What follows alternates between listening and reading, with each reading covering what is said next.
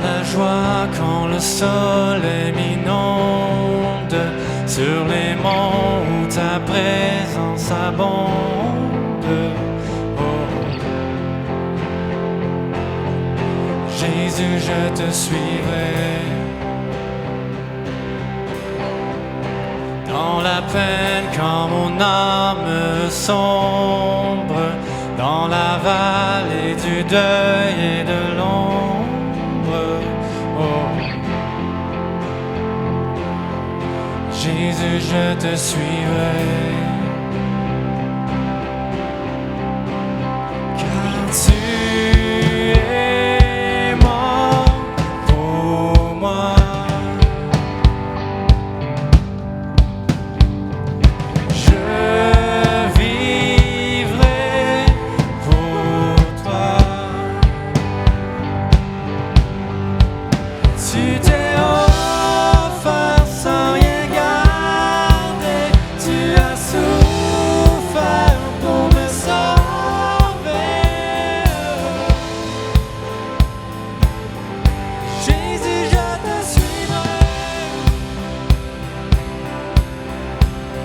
Je t'aimerai plus que la vie, te servirai malgré l'abri.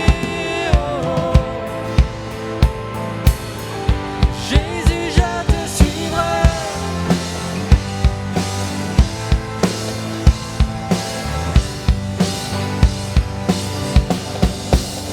Confiant quand ma foi est profonde, dans la doute quand ma paix semble fondre. Oh. Jésus, je te suivrai. Car tu es mort pour moi.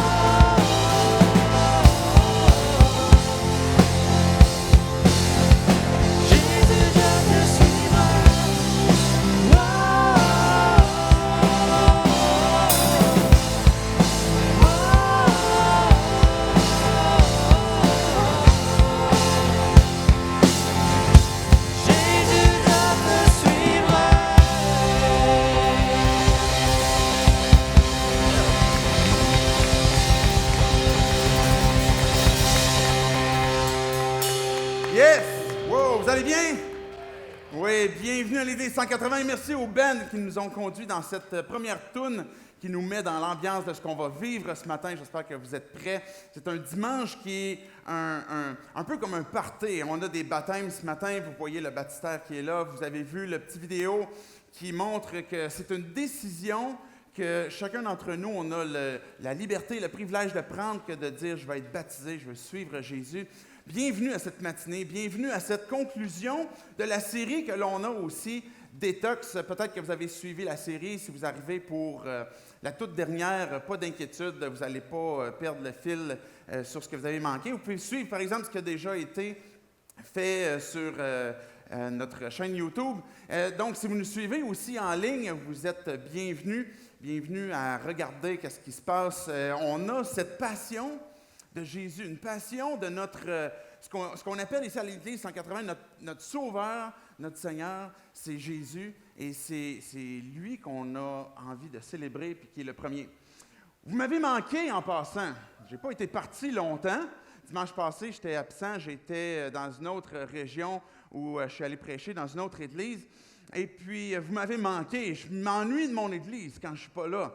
J'ai vraiment un grand amour, une grande fierté de notre Église, de comment est-ce que Dieu se mobilise à travers nous, comment est-ce que Jésus nous utilise. Pendant que je m'apprêtais à aller prêcher, l'Église où j'étais commence une demi-heure plus tôt.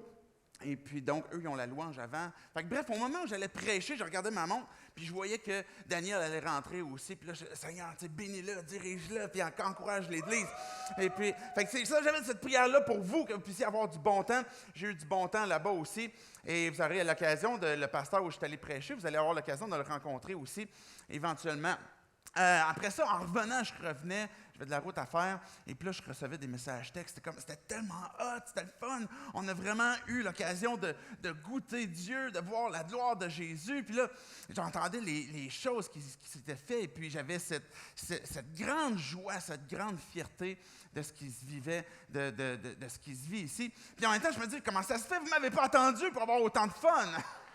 J'étais comme, je voulais être là, moi aussi. Mais ce qui me rend heureux, ce qui me rend fier aussi de notre Église, c'est justement le fait que ça ne repose pas sur une personne.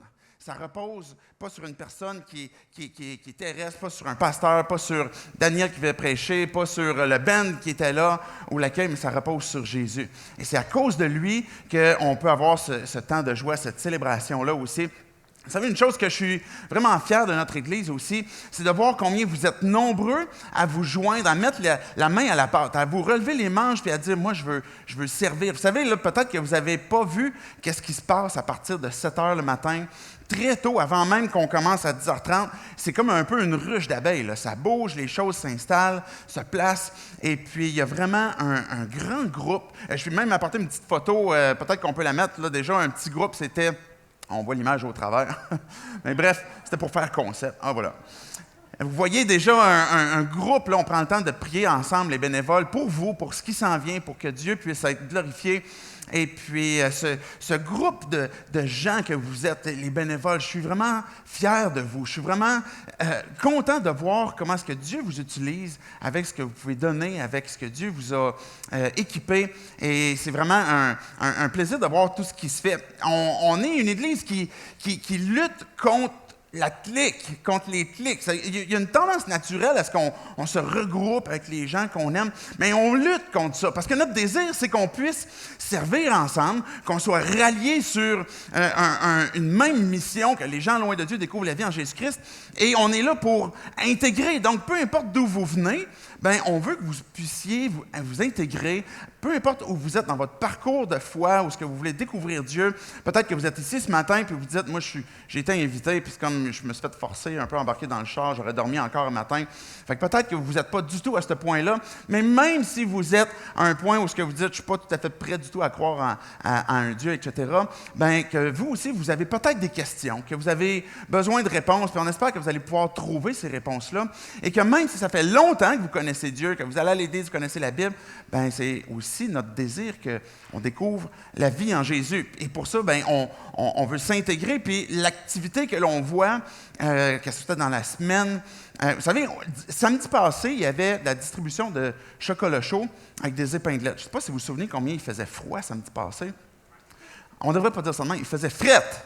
Il faisait vraiment frette. Mais il y avait des gens, des bénévoles d'Opération Clin d'œil, des gens de l'Église qui étaient là dans la communauté, qui voulaient montrer leur générosité, leur amour dans une période frette et sombre. C'était quand même le samedi matin, là, mais le concept comme quoi que dans le mois de janvier, souvent c'est plus lourd. Il y a beaucoup plus de suicides dans cette période-là. Et il y a des gens qui étaient là samedi pour donner, pour aimer la communauté. Et ça reflète vraiment qui nous sommes, de vouloir donner, de vouloir être généreux. Puis oui, vous pouvez applaudir quand vous êtes d'accord, vous êtes heureux de pouvoir participer à ces choses-là. Pour nous, le fait que de mettre la main à la pâte, c'est un moyen d'aimer Dieu, c'est un moyen de montrer notre amour, notre adoration à Dieu pour dire, ben Dieu, on n'est pas juste là, assis à écouter puis à recevoir tout simplement, mais on contribue, on participe. Même pendant le discours, il y a des choses que vous entendez, vous pouvez célébrer. C'est une période d'adoration aussi, que vous dites, ben moi, j'aime Dieu. J'étais fier aussi de ce que Daniel a apporté. J'ai écouté le discours par après, pas parce que je voulais surveiller, mais parce que je savais que j'allais être édifié. Puis, la raison pour laquelle j'étais fier, j'étais content de ce que Daniel a fait, c'est pas juste parce qu'il est un bon discoureur puis parce qu'il est drôle. C'est pas juste parce qu'il réussit à bien livrer un message, mais c'est parce que c'est clair, c'est applicable et ça pointe ultimement à Jésus. C'est à ça qu'on s'attend d'un discours. Les gens qui vont apporter un discours, on veut qu'il soit simple, actuel. Bien, le fait de croire en Jésus, c'est très actuel. Ça peut être, peut-être que vous vous dites, bien, il me semble que comme la Bible, Jésus, ça n'a plus rapport, c'est là 2000 ans, puis en quoi ça nous impacte aujourd'hui? Mais Jésus est vivant. Jésus est encore présent. S'il est mort et s'il est ressuscité, ça veut dire qu'il règne, ça veut dire qu'il est présent. Ce que Jésus a dit lui-même avant de repartir au ciel, « Je suis avec vous tous les jours jusqu'à la fin du monde. » Donc, les discours, les temps que l'on a ben, à ouvrir la Bible ensemble, c'est le message sur quoi on se repose, pas sur l'intelligence de Daniel, de la mienne, d'un autre, mais sur celui qui est Jésus. Ben, on croit qu'il va transformer notre vie, puis c'est pour ça qu'on veut que ça pointe à Jésus, on veut que ça pointe à lui. Le band, l'accueil, je sais qu'il y a eu beaucoup de travail, beaucoup d'implications, même dans la semaine, que ce soit à la Kids aussi. Vous avez l'opportunité d'apporter vos enfants, puis vos enfants, ils vont être en sécurité. Ils vont pouvoir apprendre des choses qui, à leur niveau, vont pouvoir eux aussi découvrir la vie en Jésus-Christ. Vous allez pouvoir vous asseoir ici, puis dans le meilleur des mondes, être en paix, puis de ne pas vous inquiéter de ce qui se passe de leur côté. Et ces différents ministères-là qu'on appelle, que ce soit la band, que ce soit la kids, que ce soit même les techniciens. Vous savez qu'il y a des techniciens, non seulement qui sont là pour le son, etc., mais pour les caméras, pour le streaming. Tout ça est utile pour que le message de la croix, le message de Jésus, celui à qui on pointe, ben, puisse se retrouver répandu à travers les dimanches matins, que ce soit en streaming, mais que ça puisse continuer de tourner. Et tout cela, c'est un effort qui est mis de la part de l'Église, de votre part, puis que je voulais souligner ce matin, que je voulais célébrer et que je voulais relever votre implication. Puis je sais que ces gars-là, ces filles-là, travaillent avec le désir que ça soit bien fait. On lutte contre la médiocrité, on lutte contre ce qui peut-être vient mettre des barrières sur le message qui est le plus important, c'est-à-dire Jésus-Christ, celui de la croix, et que la raison pour laquelle on lutte contre la médiocrité, c'est justement pour éviter qu'il y ait des distractions, des barrières, des choses qui font en sorte qu'on est distrait du message qui peut transformer nos vies ou renouveler notre marche aussi avec Dieu. Et puis je sais que chacun de vous dans les équipes, vous êtes dans ce mood-là, dans ce désir-là de travailler de mieux en mieux. Bref, merci. J'aimerais ça qu'on puisse donner une main d'applaudissement à tous ces gens, chacun d'entre vous qui participez. Des fois, ça prend juste un dimanche, il faut que j'aille ailleurs pour que je revienne. Je suis comme, j'aime mon église. Je trouve ça cool. Je trouve ça cool ce qu'on fait. On a un baptême ce matin. Vous avez vu le baptistère. Yes! Et c'est justement un temps de célébration où ce qu'on va voir des vies qui sont transformées, des gens qui ont pris une décision de dire « je veux suivre Jésus ». Puis peut-être que vous dites « ben c'est un peu bizarre cette histoire de baptême, baptiser des gens adultes, etc. » Quand on regarde la Bible, je disais tantôt qu'on s'appuie sur ce que la Bible dit, on voit qu'à plusieurs reprises, sinon toutes les reprises qu'on voit des baptêmes, ce sont des gens qui prennent une décision personnelle. Ce matin, il n'y a personne qui a un bras tordu. Il n'y a aucun bébé qui est baptisé parce qu'il ne peut pas prendre la décision. Mais ça va être tous des gens qui vont dire, ben moi, je fais le choix de suivre Jésus et c'est la raison pour laquelle je veux me faire baptiser. Puis je vous préviens d'avance, je vais vous faire l'invitation pour que si tu ne l'es pas, tu as placé ta foi en Jésus, tu pourras toi aussi ce matin prendre la décision de te faire baptiser. Et puis, je vais vous expliquer tantôt, dans quelques instants, les détails de ça. Mais vous aurez l'occasion aussi de prendre ce choix-là, d'être baptisé ce matin. Le fait de dire « je me fais baptiser », c'est pas parce qu'on devient comme « maintenant, j'ai le contrôle absolu sur tout ce qui se passe dans mon cœur, je ne fais plus de péché, je ne fais plus de mal ». Ces personnes-là qu'on baptise ne sont pas des personnes meilleures que les autres. En fait, c'est les pires. Non, c'est pas vrai. C'est pas vrai. Quand même, là, vous allez voir tantôt, ils sont sweet, là, vous allez voir. Mais l'idée qu'il y a derrière, c'est parce qu'on reconnaît que on a besoin d'un sauveur, on a besoin d'un Seigneur, celui qu'on parlait de Jésus. Et le baptême, vous allez voir que c'est pas par aspersion, ce qu'on lance de l'eau, mais par immersion. Puis littéralement, c'est ce que ça veut dire baptême, ça veut dire immerger. Et l'idée d'immersion, c'est parce qu'il y a une illustration qui est derrière. Il y a un témoignage, quand on participe à cette illustration-là, à cette ordonnance-là, que je suis en train de dire quelque chose. Croire en Jésus est quelque chose qui commence dans le cœur, commence dans nos pensées. Est-ce que je crois? Est-ce que je suis prêt à suivre Jésus? Est-ce que je comprends que j'ai besoin d'un sauveur pour avoir une nouvelle vie en Jésus-Christ? Et j'ai besoin de recevoir son pardon, pas en travaillant de mieux en mieux. Donc, il y a quelque chose qui se passe en dedans. Quelque chose qui se passe dans vos cœurs, dans vos pensées, et qu'après ça, vous dites, je me fais baptiser, bien, ça devient un témoignage extérieur de ce que vous avez cru à l'intérieur. Et le baptême devient aussi un marqueur dans votre vie. Si vous prenez la décision de vous faire baptiser, c'est un moment où ce que vous vous rappelez dans votre pensée, vous dites, bien, ça a été un moment de grâce, un moment que Dieu est intervenu dans ma vie, où j'ai pris cette décision-là de le suivre, d'appartenir à une famille, à une communauté dans laquelle je veux évoluer, puis me rendre disponible, authentique aussi, qu'on puisse vivre ensemble les différents combats qu'on va avoir, parce que comme je disais, ce pas toutes des personnes parfaites, et ça devient un marqueur. Et c'est la raison pour laquelle quand on baptise, c'est vraiment calqué sur l'œuvre de Jésus. Il a vécu sur terre sans avoir péché. C'était nécessaire que Dieu vienne, qu'il vive sur terre sans péché, dans le but de pouvoir mourir à la croix. Et quand il est mort, l'objectif derrière ça, c'était de pouvoir donner sa vie volontairement. Il n'y a personne qui l'a pris de force à Jésus, mais il l'a donné volontairement pour notre culpabilité. Alors, quand Jésus est mort, on l'a placé au tombeau, et 3 jours après, il est ressuscité. Et cette image-là, on a une vie que l'on a menée, indépendamment de Dieu, ce qu'on ne voulait pas croire, peut-être pas soumettre nos vies à Jésus, et que là, quand on est couché dans l'eau, on est identifié, associé à Jésus qui est mort par rapport au péché, à nos péchés, par rapport à Jésus, pas à ses propres péchés, mais pour les nôtres. Et quand on ressort de l'eau, ben ça correspond à cette nouvelle vie que l'on a en Jésus-Christ et qu'on marche par la foi de progrès en progrès. Donc, c'est ça l'image du baptême. C'est la raison pour laquelle on baptise les gens. Et l'action comme telle ne fait pas en sorte que c'est ça qui va vous permettre d'aller au ciel. Mais c'est ce qui vient révéler ce que vous avez cru et qui vient se joindre aussi à une foi qui est vivante. Parce que si on croit, on a vécu dans une société, puis on vit encore dans une société où on peut dire qu'on est croyant non pratiquant. Et pour Dieu, ce n'est pas cohérent. Dieu est un Dieu authentique, un Dieu vrai, un Dieu mais si tu crois quelque chose, mais vis-le. Alors, si tu crois en Jésus, quand je me fais baptiser, c'est que je suis en train de vivre et d'exprimer une foi qui est vivante, qui vient se concrétiser, et puis que je prends cette décision-là maintenant de me faire baptiser. Donc, tantôt, à la fin du discours, je vais vous inviter, on va avoir un temps où il va y avoir le Ben va revenir, on va avoir des tunes, ça va être une occasion de répondre à Dieu. Quand on est croyant, c'est une occasion de dire, ben les tunes qu'on chante, c'est parce qu'on est en train d'adorer Dieu, on est en train de dire à Dieu qu'on l'aime, etc. Et au tout début, dans la première tune, si vous avez pris cette décision-là de vous faire baptiser, vous allez pouvoir vous lever, vous diriger vers l'arrière, puis il y aura des gens qui seront là pour vous accompagner, peut-être vous poser quelques questions pour comprendre votre démarche, puis vous accompagner votre parcours.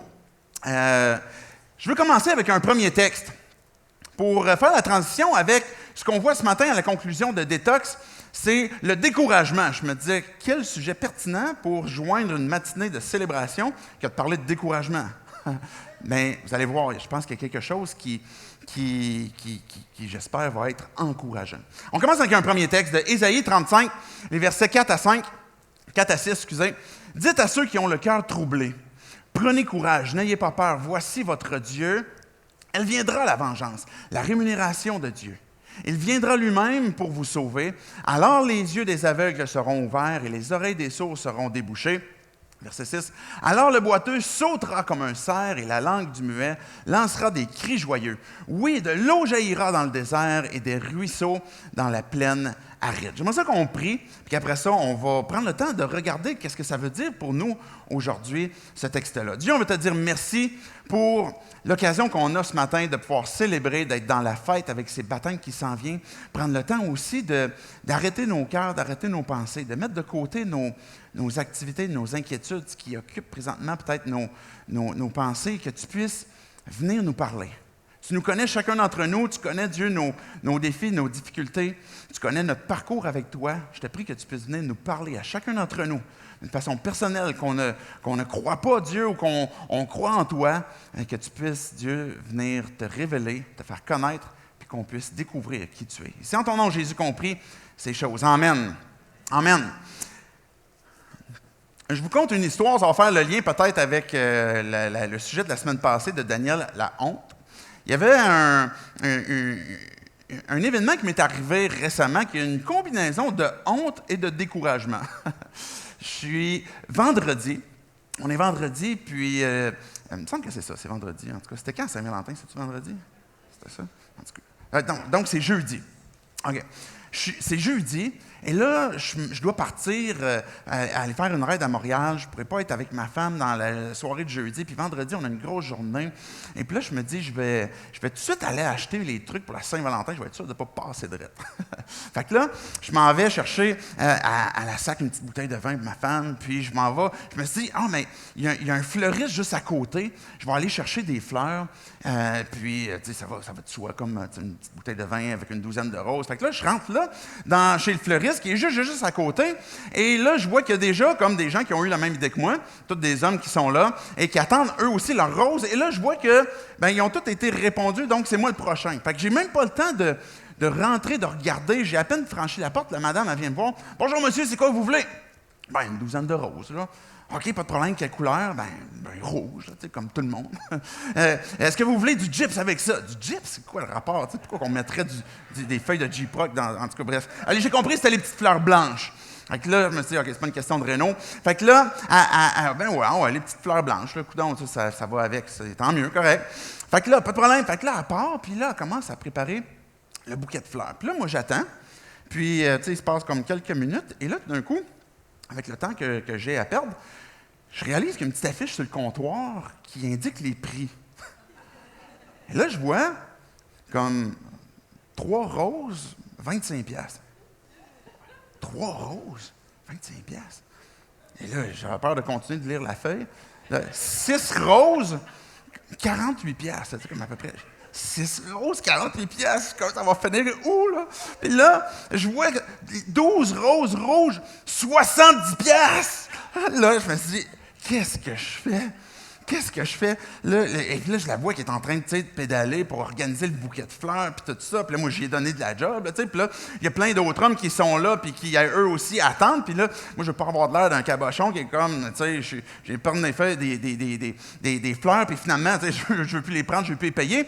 Et là, ça spinne dans ma tête. Qu'est-ce que je fais? Et là, je commence à manquer de courage tranquillement, de lui dire comme, hey, finalement, je les prendrai pas. Puis là, je me dis, qu'est-ce que je fais? Là, je me dis, peut-être si je prends mon cellulaire, je fais semblant que j'ai un appel.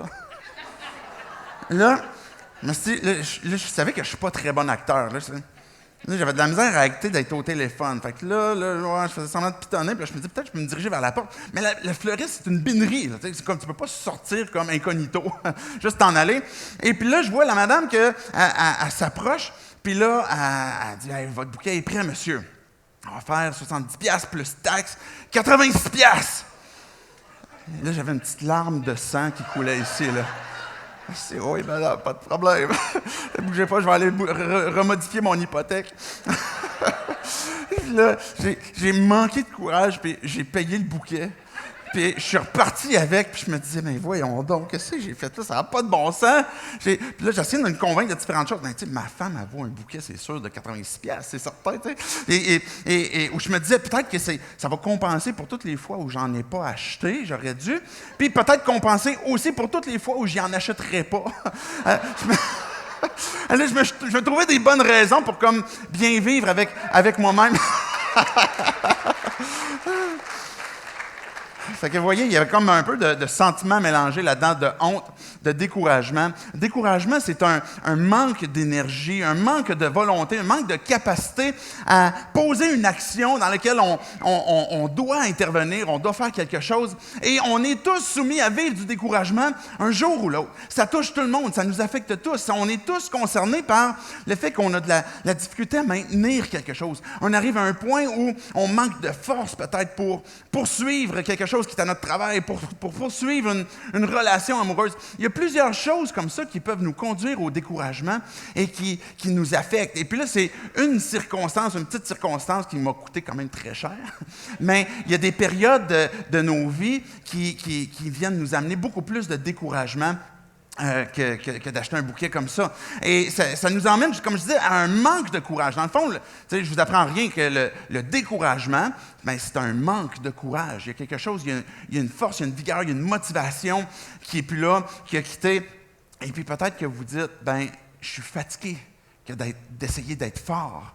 Peut-être que vous avez ce sentiment que vous dites, j'ai l'impression que je dois continuer, puis je suis fatigué d'essayer d'être fort.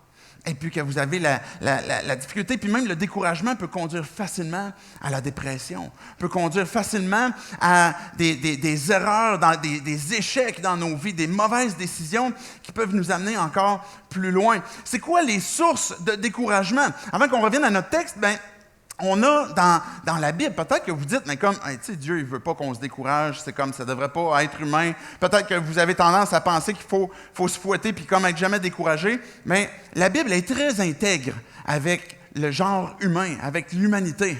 Et Dieu, son intention, c'était justement de nous montrer comme quoi que ça arrive. Et il y a quelque chose que ça nous révèle comme étant un besoin, chacun d'entre nous, qu'on a pour retrouver du courage. Puis on va voir dans la Bible des personnages comme Pierre, par exemple. L'apôtre Pierre, qui est comme, pour certains, pour le catholicisme, c'est comme le premier pape. C'est comme le premier gars, un apôtre. Il ne devrait pas se décourager. Mais Jésus, quand il était sur le point d'aller à la croix, il a dit, ce soir, je vais être livré. Et puis, vous allez être dispersés. Puis là, Pierre, il a dit, jamais moi, Jésus, je vais t'abandonner, je vais te suivre. Et puis là, Jésus lui a dit, Pierre, ce soir, tu vas me renier 3 fois. Et c'est ce qui est arrivé. À 3 reprises, Pierre a renié Jésus. Et après la résurrection, après cette période-là de la passion, Pierre, il est retourné à son ancien job. Il est retourné à ses poissons. Puis, il était découragé de lui-même.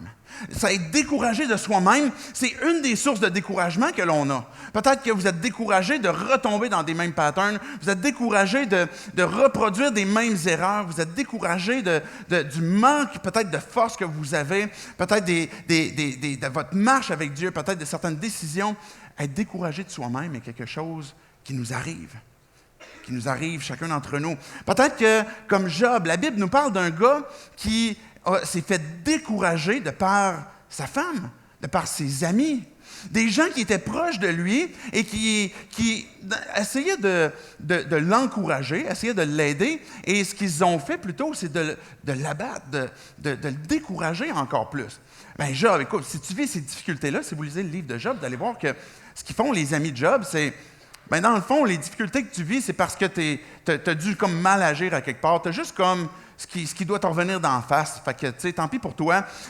Les relations que l'on a autour de nous, que ce soit même un conjoint, une blonde, un chum, des amis, peuvent nous amener du découragement. Ça peut être une source de découragement, des relations.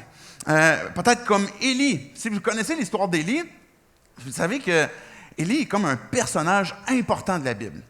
Comme dans les certainement les top 5. Fait que je n'ai jamais fait d'ordre vraiment, là, mais comme spontanément même, je dirais au moins dans le top 5, parce qu'Élie est resté dans le Nouveau Testament. Il est resté à plusieurs reprises. C'est un prophète de l'Ancien Testament, et puis c'est un gars qui est caractérisé par la prière. Élie, il priait. Élie, il suivait Dieu, il obéissait à Dieu, et puis il avait une foi audacieuse, il faisait des choses incroyables. Et Élie, à un moment donné, il y avait des prophètes de Baal qui étaient une idole qui était là à l'époque, puis il y avait 400 prophètes de Baal, et puis Élie est allé les confronter tout seul, puis il est allé leur dire, il est où votre Dieu? Puis il parlait en même temps au peuple, puis il disait au peuple, c'est qui vous choisissez? Une idole qui n'est pas vivante et qui ne vous sauvera pas et qui ne pourra pas rien faire, ou est-ce que vous allez aller après l'Éternel? Arrêtez de boiter des deux côtés puis suivez l'Éternel. Et là, les prophètes de Baal ont commencé à faire toutes sortes de trucs pour faire tomber le feu du ciel sur un autel, puis devinez ce qui s'est produit? Rien. Et puis Élie a prié son Dieu, et le feu est tombé du ciel. C'est une histoire que l'on voit dans l'Ancien Testament qui est comme une œuvre particulière, miraculeuse, une grande victoire.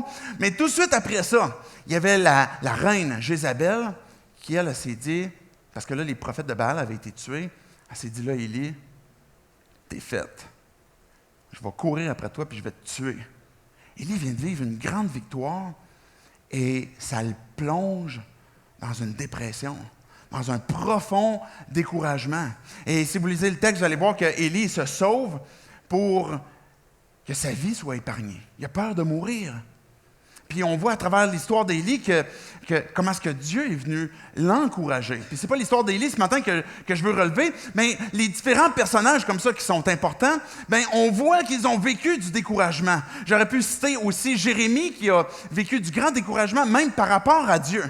C'est toutes des sources de découragement qu'on peut avoir, que ce soit nous-mêmes, que ce soit des relations, que ce soit Dieu, ou que ce soit même des circonstances de la vie, comme Élie, qui a été profondément découragé, et puis que Dieu lui a donné quelques leçons. Des fois, le découragement peut venir tout simplement, ce qu'on tire des leçons d'Élie, c'est qu'on a besoin tout simplement des fois de manger, boire, dormir.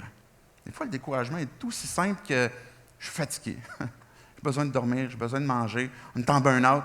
Peut-être changer nos pensées par la vérité, peut-être d'écouter la voix de Dieu, parce que dans cet épisode-là, Dieu s'est révélé à Élie, puis il est venu lui parler, puis l'encourager, et puis de suivre la direction que Dieu avait à lui donner. Donc, ces sources-là sont des choses que l'on a, nous aussi, aujourd'hui, et puis qui peuvent vous amener à « je suis découragé de moi-même, découragé de Dieu, des circonstances, de ma femme, de mes enfants ».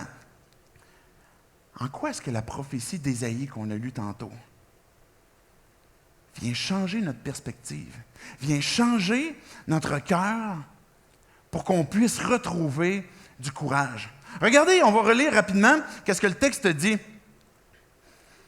Dans Ésaïe 35, pas tout de suite dans Matthieu, on va aller dans Ésaïe 35, le même texte de tantôt. Dites à ceux qui ont le cœur troublé, prenez courage.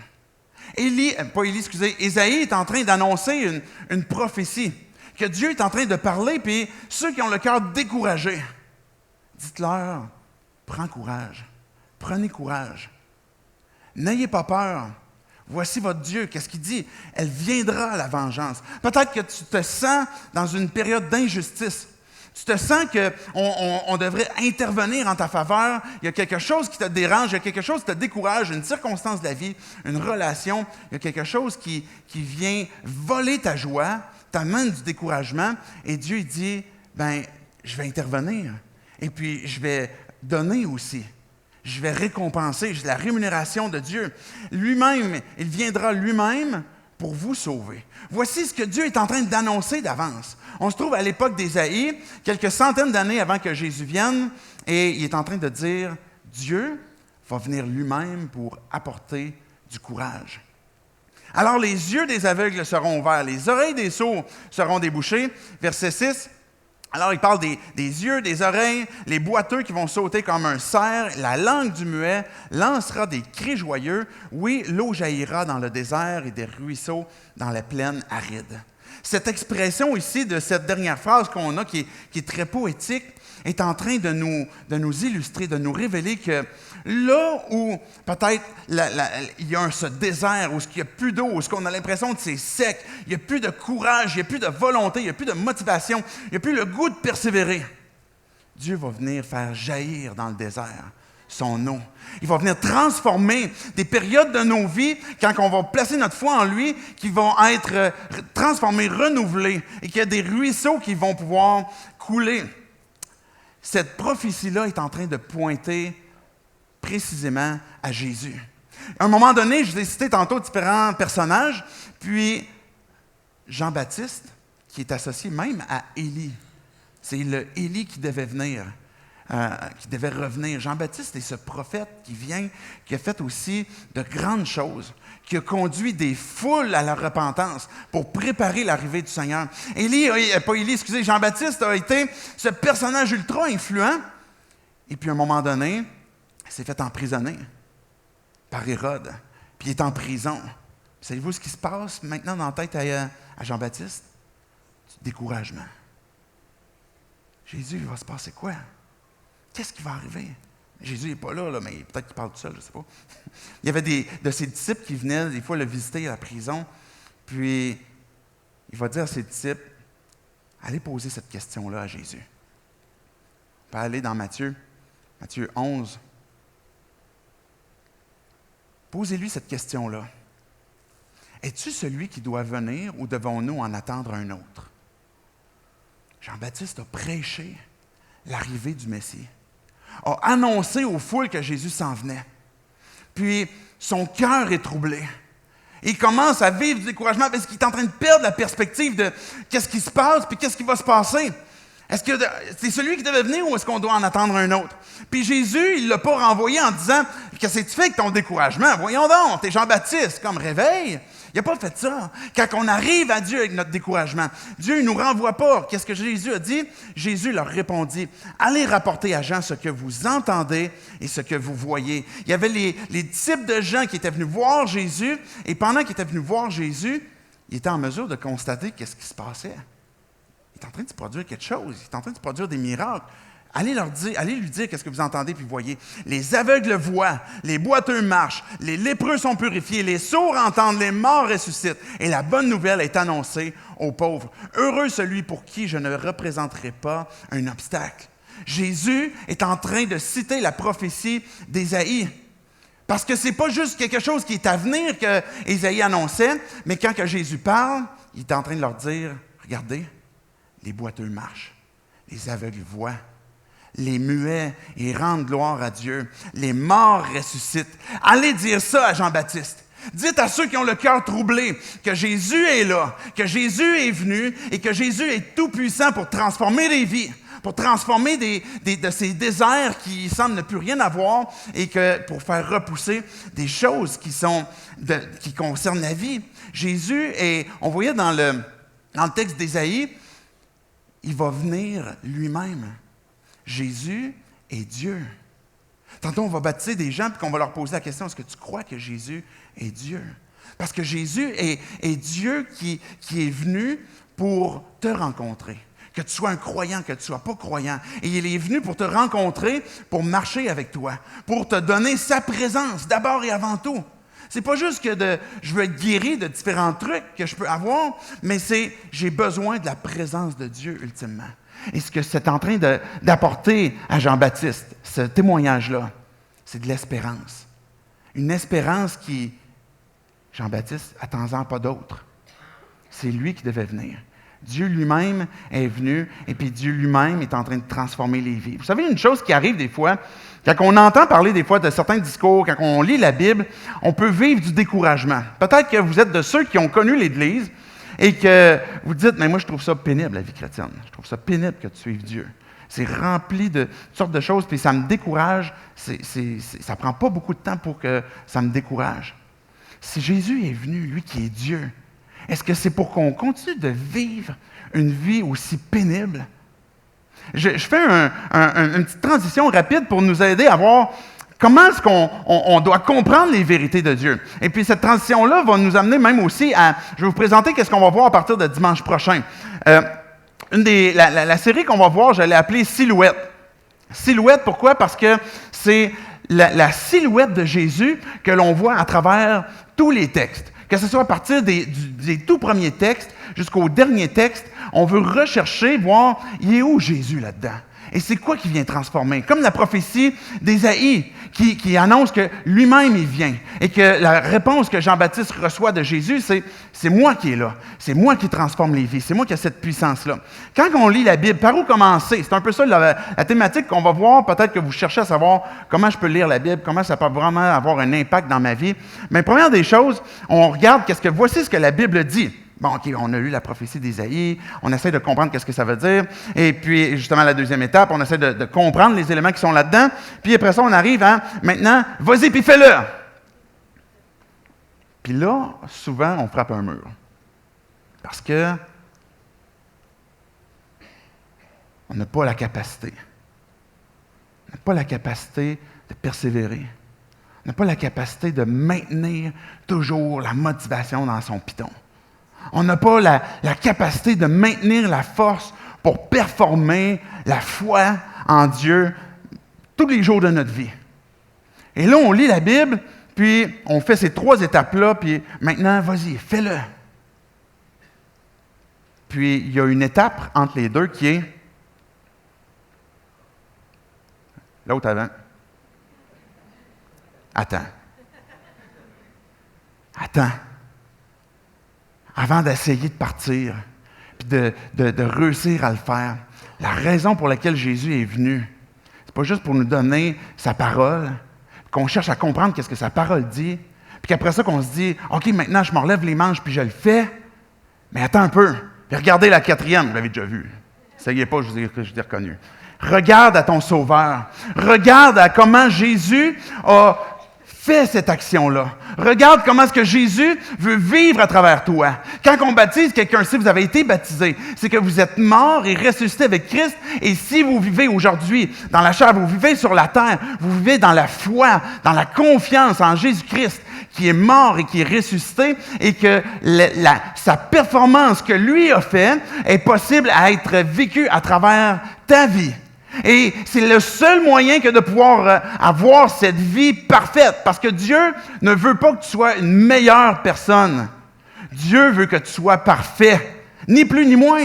Il faut que tu sois parfait pour entrer dans la présence de Dieu, vivre le salut, découvrir qui est Dieu, découvrir la vie en Jésus-Christ. Et pour vivre cette perfection-là, essaye pas de la performer.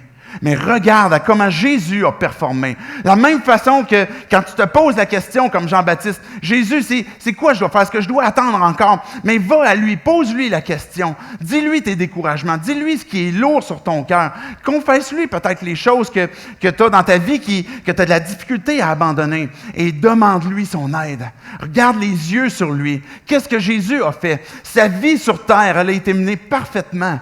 Pas pour nous donner une motivation, pour nous encourager, pour nous motiver. Mais il l'a vécu parfaitement. Il a performé une vie sans péché pour nous la donner, pour nous la placer dans nos vies, pour qu'on puisse avoir cette nouvelle motivation. Et que quand Jésus est mort, Jésus a vécu lui-même à la croix. Père, pourquoi m'as-tu abandonné? Et où il a vécu ce sentiment, ce rejet où le Père s'est détourné de son Fils. Parce que, à cause du péché, Jésus a été abandonné, il a été séparé d'avec son Père pour porter notre condamnation. Et ça l'a conduit certainement à une souffrance. Père, pourquoi m'as-tu abandonné? Et après la résurrection, Jésus est venu en ressuscitant pour nous donner cette puissance, nous donner cette vie. Et que quand Jésus est mort à la croix, bien, non seulement il a été abandonné de son Père pour porter nos découragements, pour porter nos fardeaux, pour porter nos péchés, mais pour tout accomplir aussi. Tout accomplir la performance que si on s'arrête à l'étape 3 de dire « OK, je vais y aller », bien, on va continuer que d'être découragé. On va continuer que d'être découragé de relations, découragé de nous-mêmes, découragé de Dieu. Les découragements vont être encore là. Mais Jésus nous dit « J'ai performé tout ce qui était nécessaire. Tout est accompli. Et maintenant, celui qui est juste, celui qui a été justifié, la façon qu'il vit et qu'il marche maintenant, c'est par la foi. Par la foi en Jésus-Christ. Dieu, je veux te faire confiance. Jésus, c'est toi que je veux suivre. Et continuellement, Dieu, je veux te révéler, je veux t'abandonner mon découragement, je veux t'abandonner les manques que j'ai. Et puis, par ta grâce, ta faveur, quand tu me tends la main, Dieu, c'est la tienne que je veux suivre. C'est ta main que je veux saisir. C'est en toi que je veux placer ma confiance. Jésus, tu as tout accompli. Le christianisme est une question de performance. Je le dis souvent, celle-là. Le christianisme est une question de performance, mais pas la tienne, celle de Jésus. Et c'est ça qui va permettre que des fleuves d'eau vive vont couler, que les ruisseaux vont se mettre à couler, que tu pourras découvrir la vie en Jésus-Christ et que même quand il y a des échecs, des manques ou qu'on retombe, bien Dieu nous tend la main. Par la foi, on se repent, on place notre confiance, puis on suit, puis on continue d'avancer. Ce matin, je veux vous inviter à renouveler cette décision. Que si tu veux suivre Jésus, bien, que tu as besoin continuellement de placer tes yeux sur lui. Si tu as déjà placé ta foi en lui, que Dieu t'a sauvé, t'a reçu son pardon, parce que tu lui as demandé pardon pour tes péchés. Renouvelle cette marche. Renouvelle cette marche où ce que tu dis, je veux continuellement que mes pensées, que mon cœur dépendent de Dieu, de la grâce de Dieu. Et je ne vais pas rester dans l'isolement à cause de la honte. Et je ne vais pas me détacher parce que je suis découragé. Mais au contraire, je vais revenir à Dieu. C'est parce que je lui fais confiance.